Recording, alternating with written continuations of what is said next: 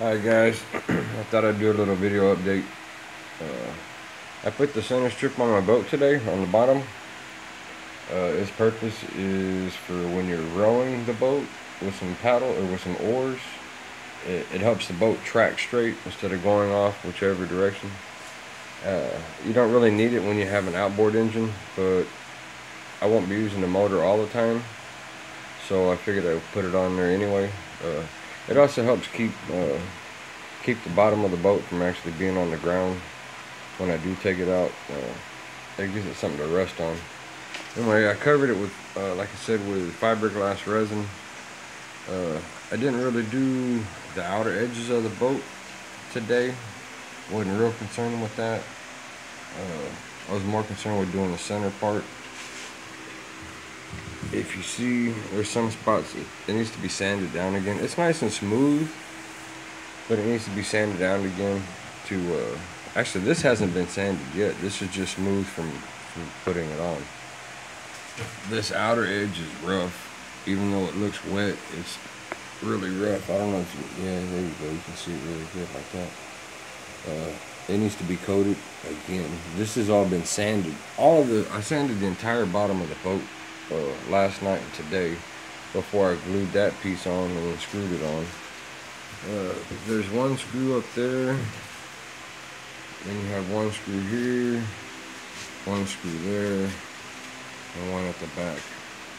This one, obviously, there's a board that runs across the bottom of the boat on the inside there, and there's another one that runs right here. That's why these screws are here. And in between those screws, there's screws coming up from the bottom. In this section, there's two evenly spaced. I think it was like 8 1/4 inches in from the screws. These were 7 1/4 inches in from the screws. And then from this one to that one, there is 5 screws spaced out. I want to say it was like 8 1/8 of an inch. Like I said, they all come up from the floor of the boat, or down from the floor of the boat into this. So you'll have, oh, and I used number 8 3/4 inch brass screws for that. You'll see them on the floor. They look just like these here. These are all covered over with resin. You can't feel any of them. They're smooth over. That one still has a little dimple to it, but you can't feel the screw itself. I tried using fiberglass today for the first time. This stuff. I cut a 6-inch wide strip to go all the way down. It went halfway the boat.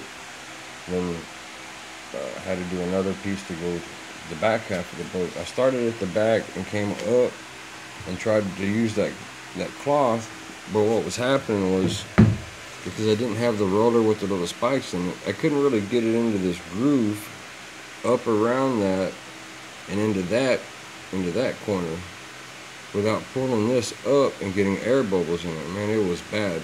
I tried 3 times and I wasted 3 strips of fiberglass. It was just a big pain in the ass. I won't do that again. I should have used, from doing some more research, I think what I should have done was either use chop strand mat, or actually cut this stuff down into smaller strips. Just do half here, do the other half over here, and then cut a smaller strip to go over the top and overlay on both sides. That's what I should have done using this, but I didn't think of that until after I covered the bottom. That might be another project for another day, or on another boat, which I do plan on building another boat, but I think I ought to finish this one completely, learn some more mistakes, and then move on to another boat.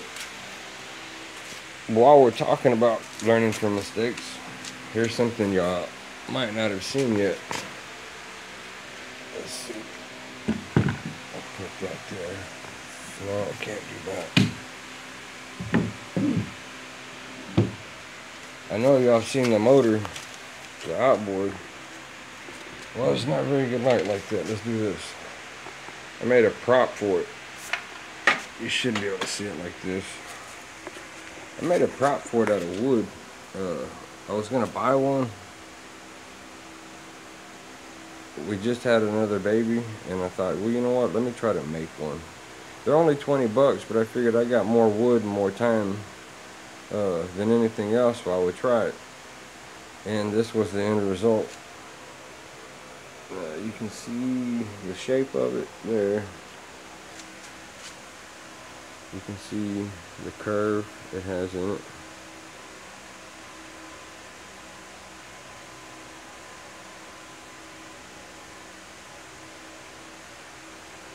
The curve is pretty even.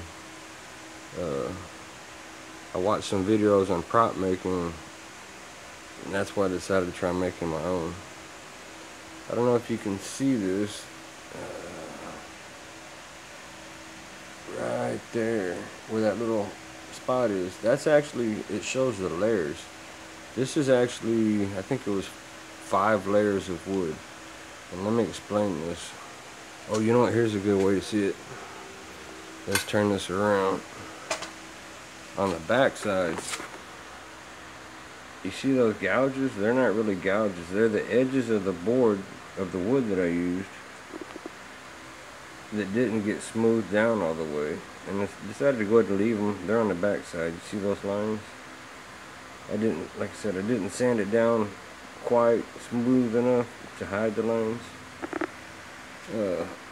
But it's good enough for its purpose. I've already tried this out. It works so well. Oh, here's another thing I wanted to show you. The silver, the aluminum piece here. When I made this, I made it tight, very, very tight to go on the shaft, right? And it's 3/4 of an inch in diameter. This is 7/8 of an inch wide, the wood is, and then this is just over 1/8 of an inch. I believe it's 150 thousandths thick. And what I did, damn it, what I did was I shaped this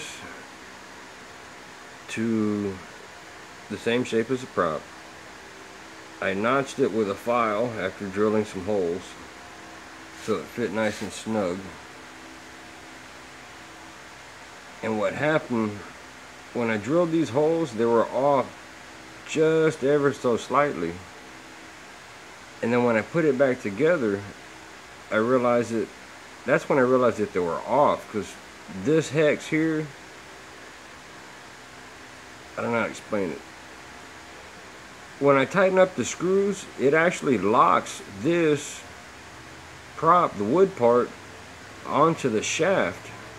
You cannot pull this off. I've already tried with both hands pushing it up against a brick wall. This will not come off until you unscrew this and pull that off. I'm still baffled as to why it does that. But like I said, it will not come off. I've tried with both hands to push it off, and it just does not come off. So I'm not even going to put a nut on it. Besides that, it's pushing that way. The prop shouldn't want to go this way. Its force should make it go that way. So I'm not going to worry about it. Here's some information, I guess, on how I made the prop. I took some 1x2s, the same thing this is, and I stripped it down. I used 2 pieces that were 3/16 of an inch thick, and then the rest of them, I think it was 4 more pieces that were 1/8 of an inch thick. This is only half of it. There should be another half with the same shape, but on the other side. And if you notice, there's the center line. So that's how I got the length. But you see how it's a lot wider than this one little piece? Well, what I did was, after finding the center, I made the whole template, actual length. I had my center point here. After cutting out a bunch of them, like I said, it was 2 outer ones that were the thick pieces, and then I think it was 4 in the center. Whatever it is that comes up to 7/8 of an inch. It's kind of late. Anyway, what I did was I fanned them out like that So all the tips were still touching to make a nice arc, but it made the outer end real wide. And then I glued them and clamped it through the center. There's only a very small section that curves right here where they're all joined together. That's very important that you squeeze that part together as best you can so it has a nice tight bond. And then after doing that, that section would actually be right here through the center of this. And after doing that, I took half of this template and I stripped it down to give me this arch. Actually, I did two things. I stripped it down to give me just this little piece here to make an arch, like an eyebrow. And then I made the rest of it to give me the thin shape that you see here. The little eyebrow part I used to help make this curve in here even on both sides. I used it to draw marks to know how far up and how far down to grind. And then this part I used a 4.5 inch angle grinder. Let's see, that guy right there. I used this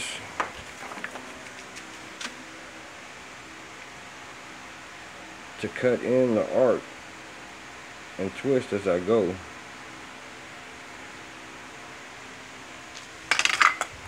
I did it evenly, so I was left with an 1/8 inch wide lip here until it vanished, and actually not vanished but transitioned into the center section right here.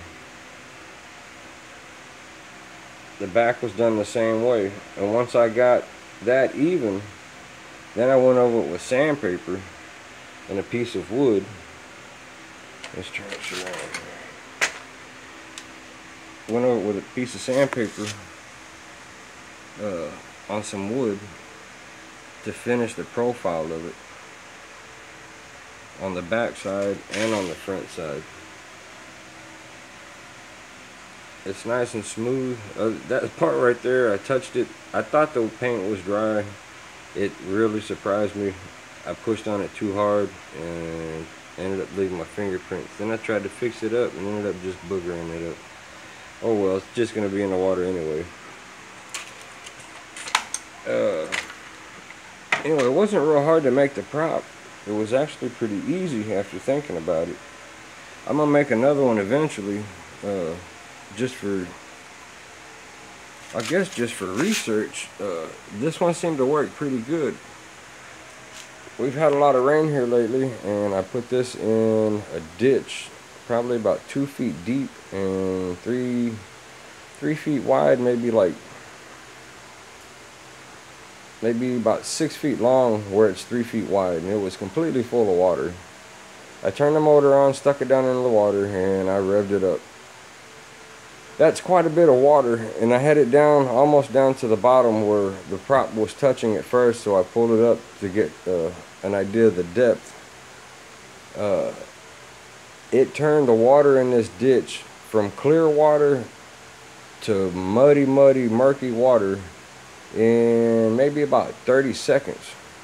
It had enough torque, enough pressure that I didn't have to hold it up against the culvert. It pushed it up against the culvert with a lot of force all by itself.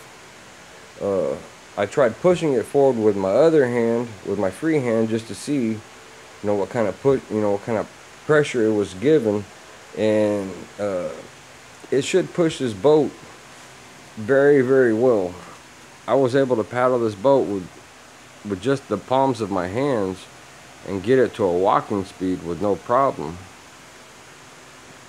The first time I made this after the paint dried, I cranked it up in the driveway to see what kind of air it pushed. From here at the front of my garage to down there where my driveway slopes down at the back of my truck, I don't know if you can see that. My wife could feel the air with no problem. It blew her hair back like she was standing right in front of a fan. I've also used it once or twice to blow the grass and stuff after cutting, the grass clippings out of my driveway. it puts out quite a bit of air. It moves or displaces quite a bit. I should be going into the water hopefully tomorrow. I'm gonna finish coating this tomorrow morning when I wake up. I'm gonna sand down the edges, go over the whole thing again, and then coat the entire bottom again one more time with resin. Then hopefully I'll be out in the water tomorrow afternoon to try it out. If not tomorrow, it would definitely be Monday. I will not rest until this is in the water this weekend. Anyway, thanks for watching.